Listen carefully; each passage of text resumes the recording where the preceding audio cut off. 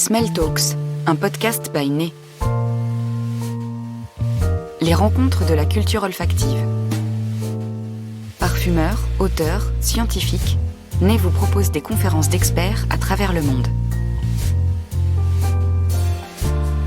Aujourd'hui, nous sommes à l'Atelier des Rives, installé au cœur de la Galerie Joseph, dans le quartier du Marais, pour une conférence consacrée au santal sous toutes ses facettes. Pour évoquer cette matière première et ses usages en parfumerie, Virginie Gervason, fondatrice de Res Perfuma, a réuni 3 experts. Dominique Sergi, de Santanol, Isabelle Ferrand, de 5e Sens, et Maxime Beau, de Sentry.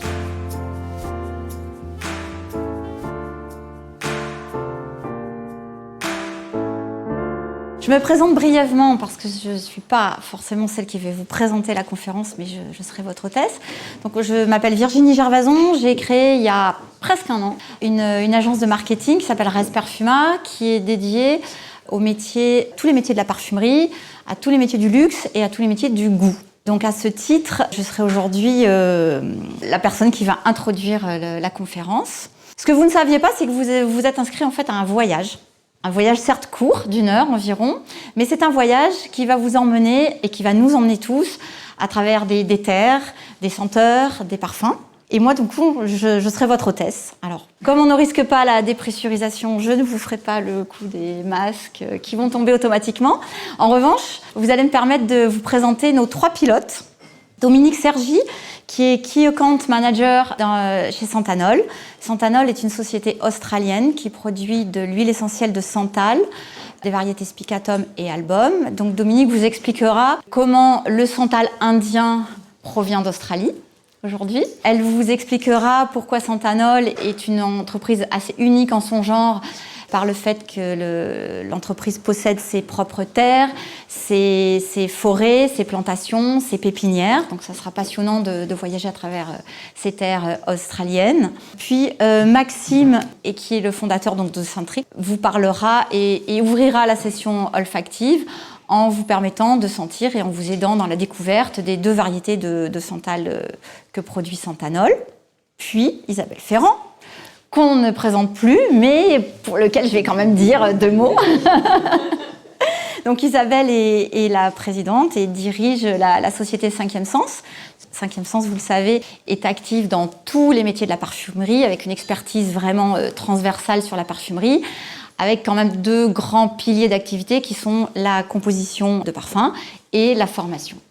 Dominique et Maxime travaillent d'ailleurs souvent ensemble pour les olfactions, les descriptions olfactives pour la plateforme Sentry. Voilà.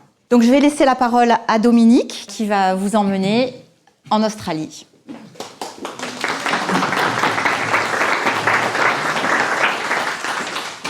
Alors, je suis les premiers pilotes, donc bienvenue à ces rencontres parfumées, en honneur de l'arbre santal sacré. Je m'appelle Dominique Sergi, donc comme Virginie m'a déjà introduit, je travaille pour une entreprise australienne qui s'appelle Santanol. Je suis un peu l'ambassadrice européenne, basée en France, et je suis responsable des ventes Europe et grands comptes. Donc, on disait 3 mots magiques. Donc, on a Santanol, on a Australie et on a le santal. Donc, on va voyager, justement, comme Virginie a dit, dans une découverte très, très captivante au bout du monde. Donc, on est en Australie, dans la partie nord-ouest de l'Australie, où Santanol possède environ 2000 hectares de plantations de qualité Santalum Album. Santanol est une jeune entreprise, disons qu'elle est née dans le 2018, mais avait déjà des plantations depuis les années 2000, et totalement circulaire. Donc ça veut dire qu'on est unique parce que donc à partir de la sélection de meilleures graines, on sélectionne aussi les meilleures plantes. Donc on a une pépinière qui a environ 20 000 petites plantes. Et après, il y a la plantation de ce petit plante, une sélection encore, la cultivation, la récolte, et finalement, on arrive à la distillation. Donc, un procès assez long, assez costaud, et disons assez précieux. Parce que si vous pensez que finalement, pour pouvoir utiliser le bois de santal, il faut que l'arbre soit en place depuis au moins 15 ans. entre 15 et 20 ans. Donc c'est un investissement vraiment de long terme. Et donc après, on va voir à peu près les étapes.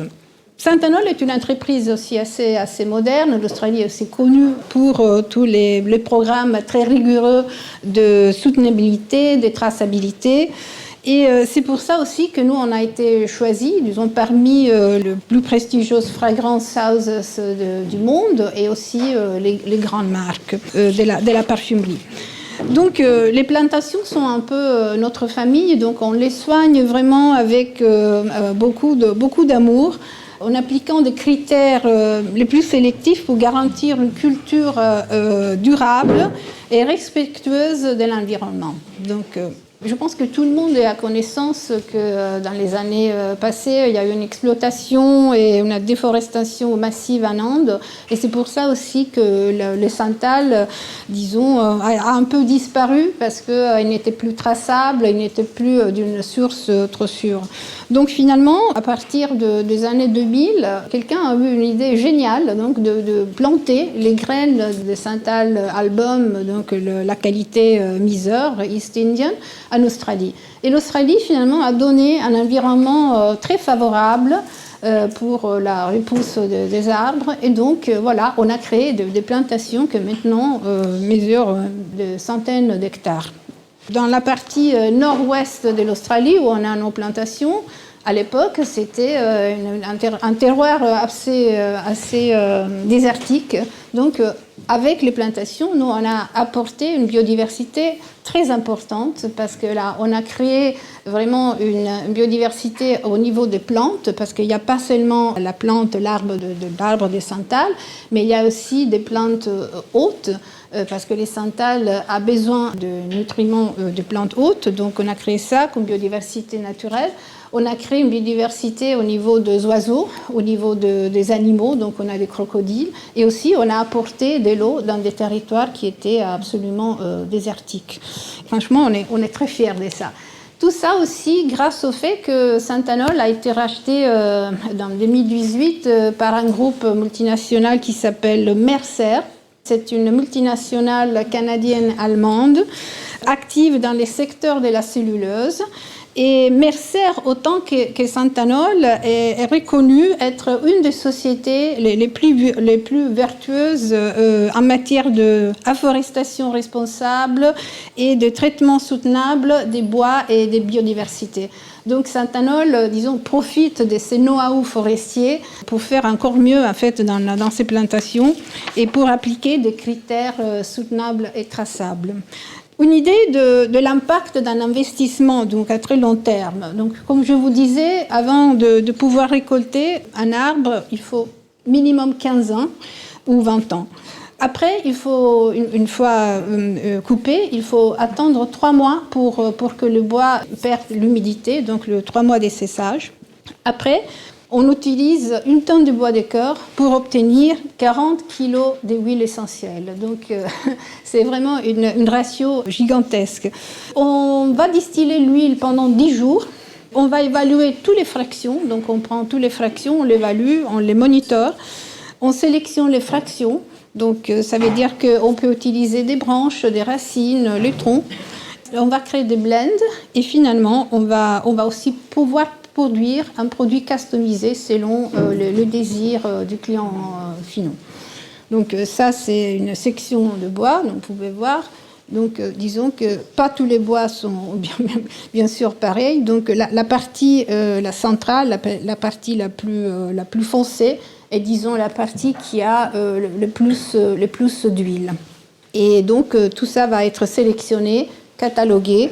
À chaque partie, il y aura un batch à signer de façon que tout soit traçable, tout dans les process soit traçable jusqu'à la distillation et donc que nos clients puissent vraiment avoir une chaîne parfaite, traçable du produit.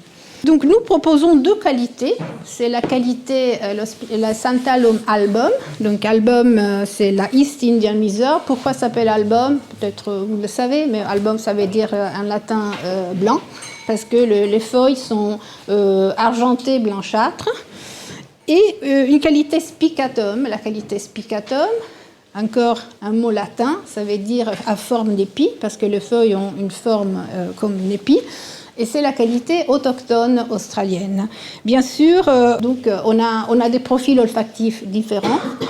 Bien sûr que l'album a un profil plus lacté, plus crémeux, plus rond, plus chaud, et a une persistance aussi assez forte sur la peau, alors que les spicatum poussent spontanément en Australie, donc on n'a pas des plantations. Toutes les forêts sont, gouvernées par l'organisme australien qui détient en fait les forêts, donc c'est sauvage mais quand même monitoré. Et le profil est un peu différent parce que c'est plus herbeux, c'est plus terpénique, un peu poivré, un peu brûlé, fumé. Donc après, chacun verra les différences. Et bon, c'est un arbre sacré en Australie, donc a été utilisé pendant des siècles comme aussi arbre pour l'huile utilisée dans l'aromathérapie, dans des cérémonies aussi religieuses et dans la médecine naturelle. Donc, si on parle, comme on dit, de soutenabilité, on peut dire qu'on a un impact zéro dans l'environnement. Bon, disons que je peux dire oui, on s'approche à ça.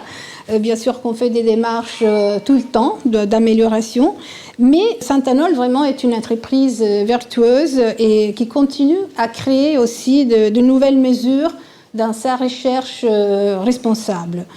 Par exemple, pendant la distillation, on utilise du gaz naturel. On a une récupération d'eau de distillation qui sont appelées eaux parfumées, donc c'est l'hydrolat, donc l'hydrolat est vendu également. On a une récupération de la drège au spent charge qui est utilisée aussi dans les secteurs cosmétiques. On a un engrais naturel de troupeaux de chèvres qui agissent comme désherbants. Et bien sûr que leurs déjections sont bien sûr utilisées comme engrais pour les plantes, donc on n'utilise pas des produits chimiques. L'irrigation, on a la fortune d'avoir les moussons qui sont présents à peu près 6 mois par an, donc les plantations sont irriguées par l'eau pluviale. Et dans les autres 6 mois, on a la possibilité d'utiliser un lac artificiel qui, par cascade, peut être canalisé dans des canaux et donc apporte l'eau aux plantations, donc sans absolument utiliser de l'énergie électrique, parce que c'est par cascade. Et puis, on a introduit aussi des insectes qui se nourrissent des parasites. Donc, même pour ça, on a essayé de limiter le plus possible les produits chimiques pour protéger finalement les plantations. Parce que justement, vous pouvez considérer qu'il y a quand même un risque d'infection si une plantation de 2000 hectares est attaquée par des mauvais insectes. Donc, grâce à tout ça, on a obtenu des certifications très importantes, comme toutes les certifications ISO. Si vous allez sur notre site, vous les voyez en détail. On a Cosmo et Ecocer. Considérer la responsabilité sociale, quand on est basé au nord de l'Australie, donc là où il y a la partie où il y a les aborigènes, bien sûr, ils sont inclus dans notre procès. Donc, on les intègre en tant que communauté locale et on leur fidélise aussi d'une façon économique avec les groupes. Donc, on arrive à les avoir pendant les périodes de récolte ou des plantations. Donc, pas toute l'année, mais quand on en a besoin.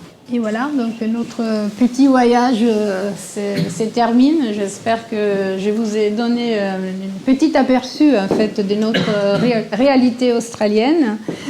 Et j'espère que voilà, ça vous a plu. Et ça vous a donné quand même l'idée de comment on travaille et de la préciosité vraiment de l'huile de santal. Merci bien.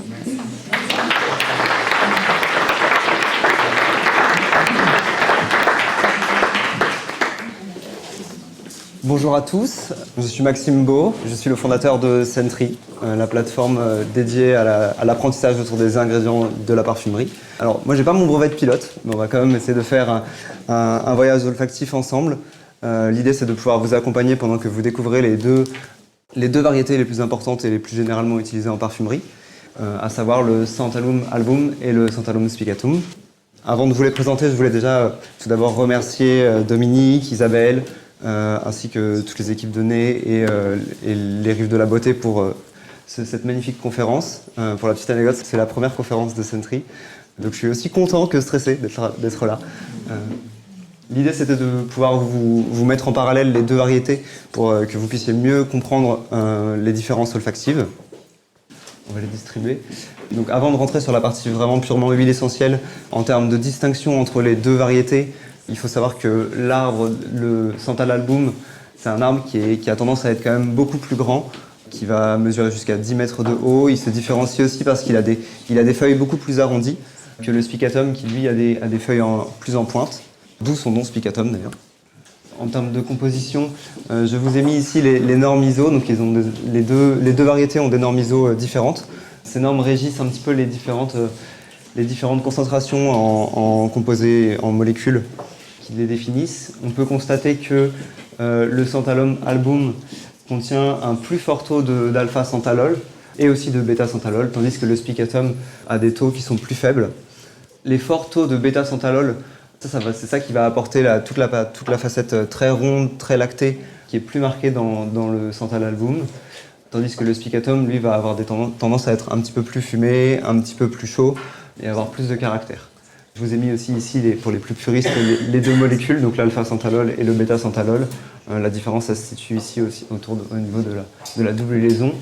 Le bêta-santalol est aussi beaucoup plus puissant et beaucoup plus marquant dans l'huile essentielle. Tout le monde a eu les deux petites touches. Donc là, voilà, les deux molécules que je vous ai citées précédemment, c'est les deux molécules qui sont vraiment marqueurs et qui permettent du coup d'identifier la variété de Santal que vous avez avec vous. Globalement, ce qu'il faut retenir, c'est que le Santal Album a généralement plus de santalol, que ce soit l'alpha ou le bêta. Et on va également le voir juste après, en termes de densité et d'indice de réfraction, qui sont aussi des grandeurs qui sont très importantes pour différencier, pour catégoriser les ingrédients naturels. L'album a une densité plus importante et un indice de réfraction qui est un petit peu plus bas aussi. Voilà, donc ça, c'est toujours selon les différentes normes ISO qui définissent les santals. Donc on va retrouver des termes comme crémeux, doux, onctueux, sensuel, lactés qui sont plus proches du bêta-santalol. Et on va aussi avoir des notes telles que arachide, plus animal, plus fumé, qui sont aussi caractéristiques de l'alpha-santalol pour le coup. Donc il faut savoir que ce sont des ingrédients qui sont assez chers, qui ne permettent pas forcément d'être utilisés dans tous les types d'applications et qui sont majoritairement dédiés à la fine fragrance. Et donc on va voir avec Isabelle qui va nous présenter un certain nombre de parfums qui viennent sublimer les huiles essentielles de Santal. Merci Maxime. Merci.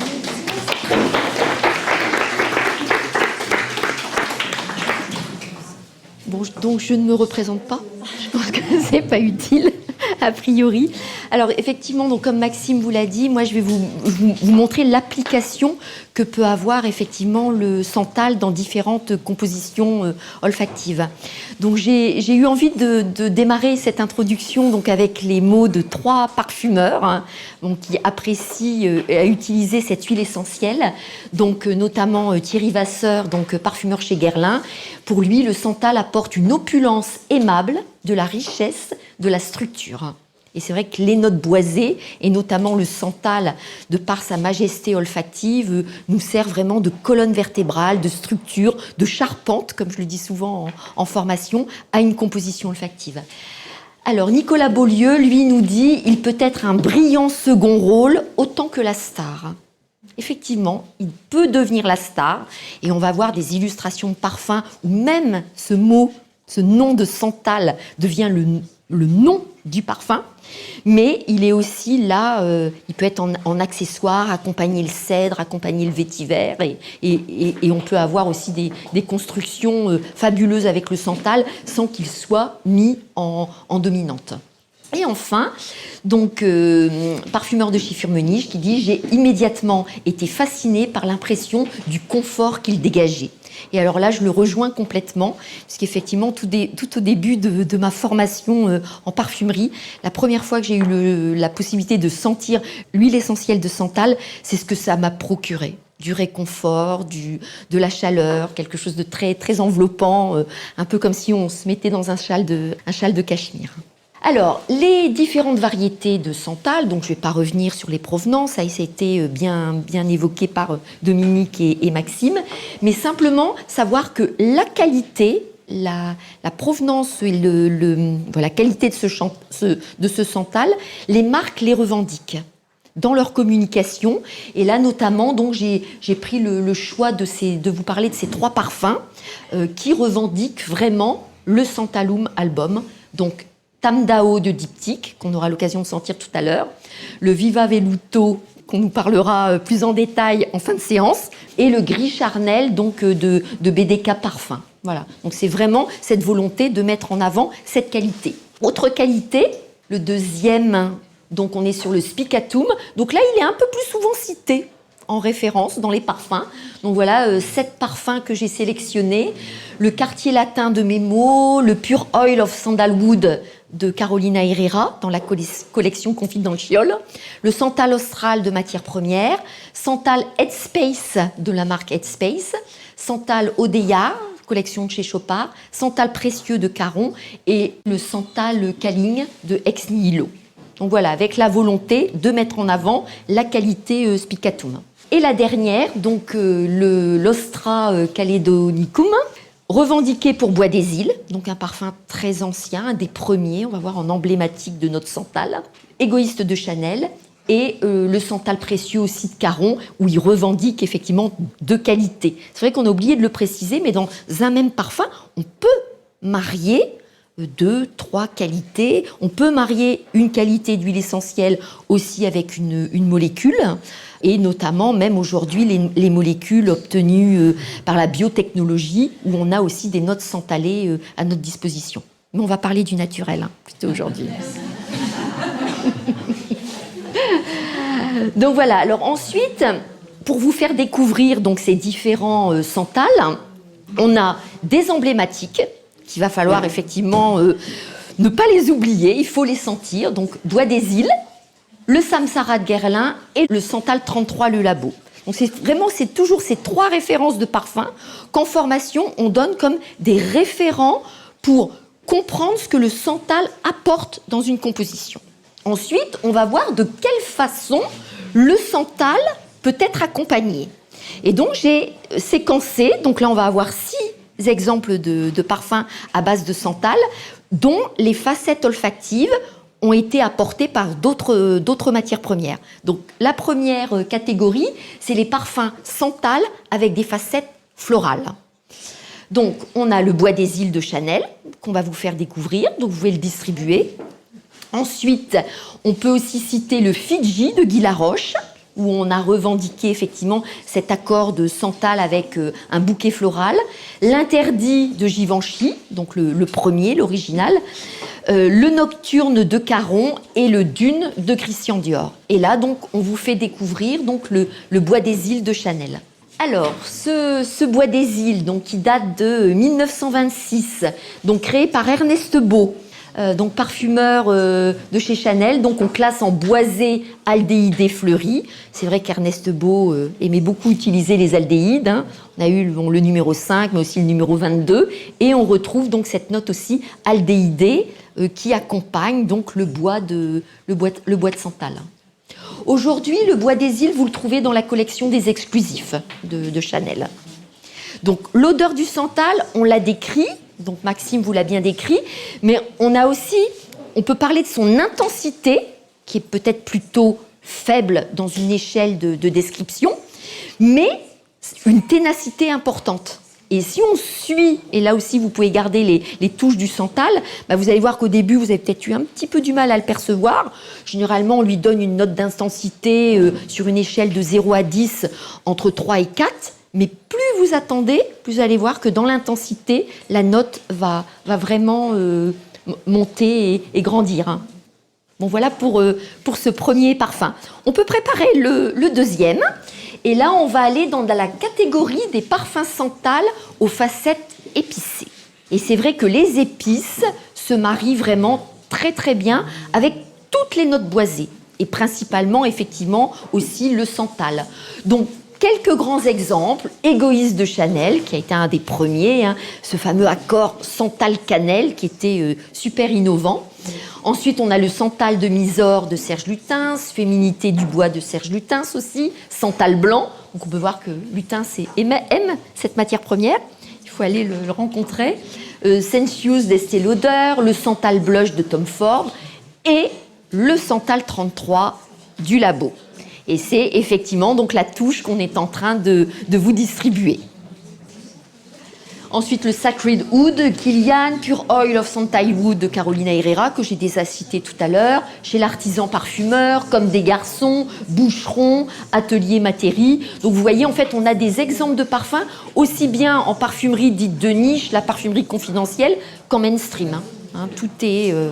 Alors, on peut regarder la fiche technique donc, du Santal 33, le labo. Alors, ce Santal 33, dites-moi tout.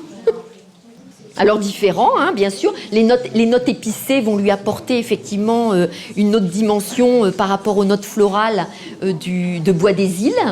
Donc le Santal 33 du labo a été créé donc en 2011.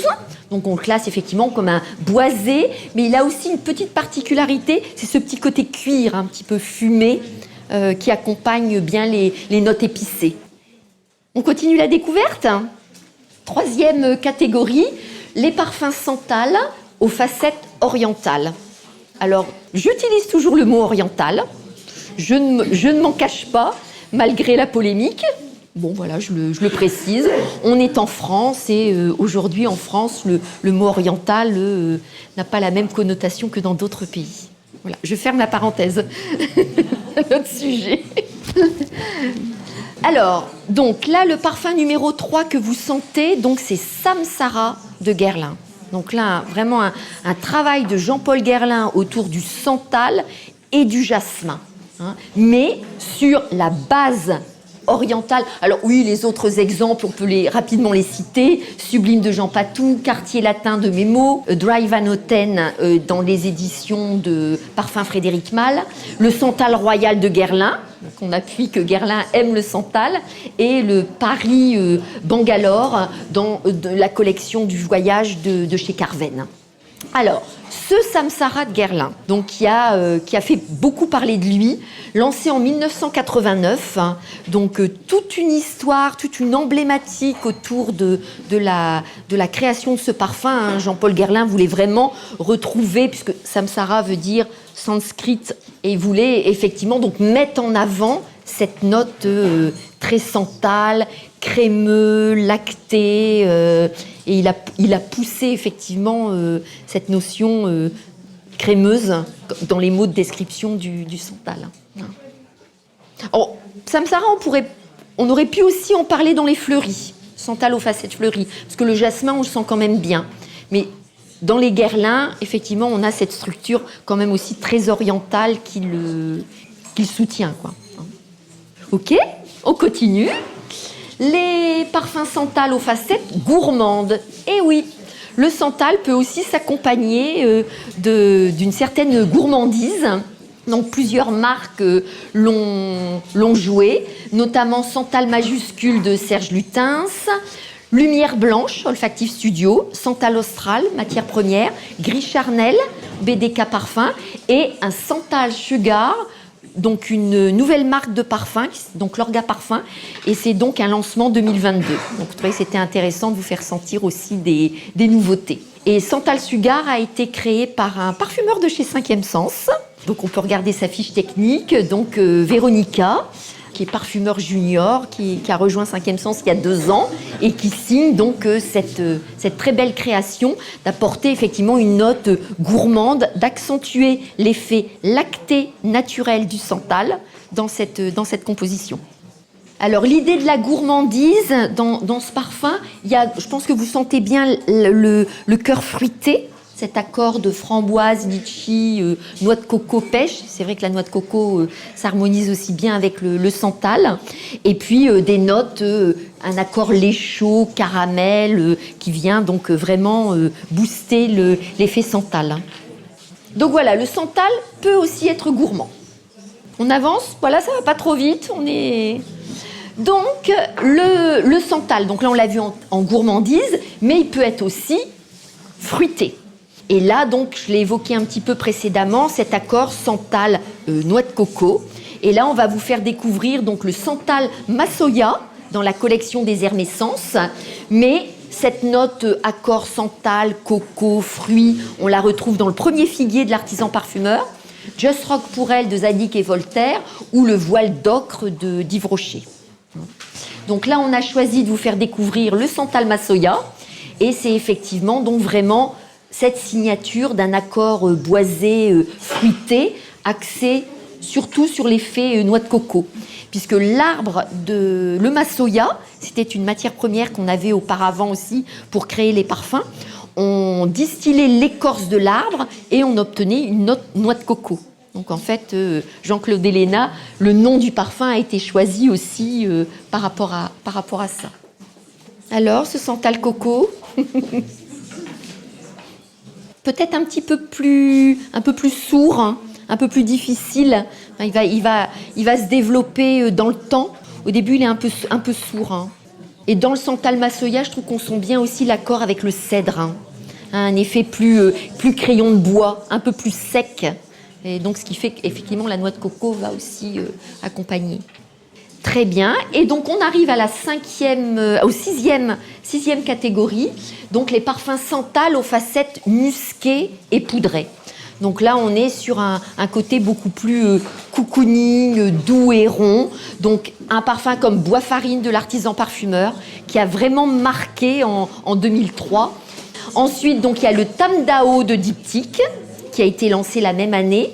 Le Milky Musk de Parle-moi de parfum. Et le piano santal de la marque L'Orchestre Parfum. Et là, donc, on vous fait sentir le Tam Dao de chez Diptyque.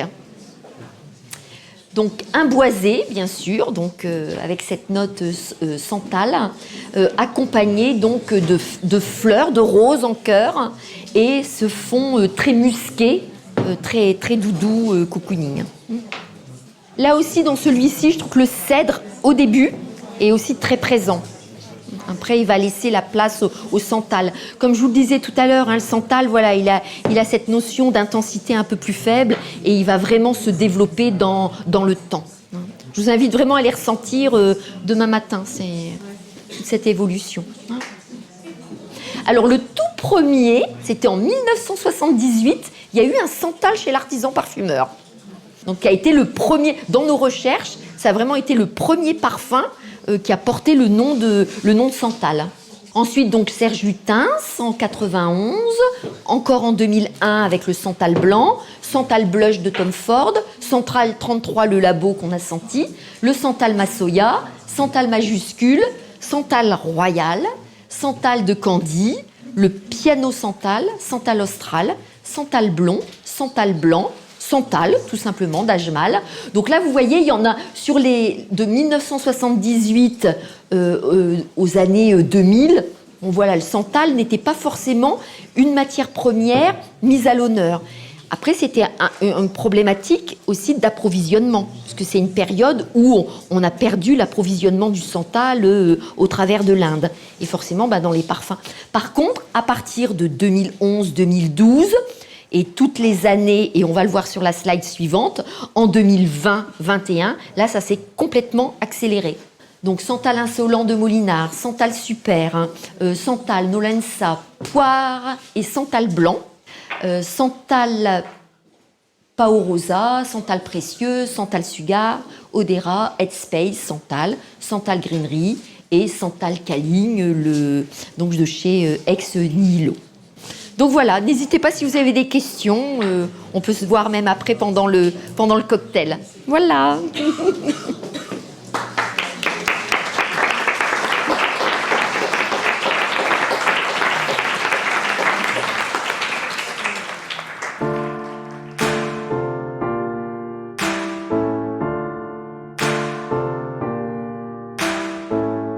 Retrouvez cette émission sur podcast.bainet.com et sur les plateformes habituelles.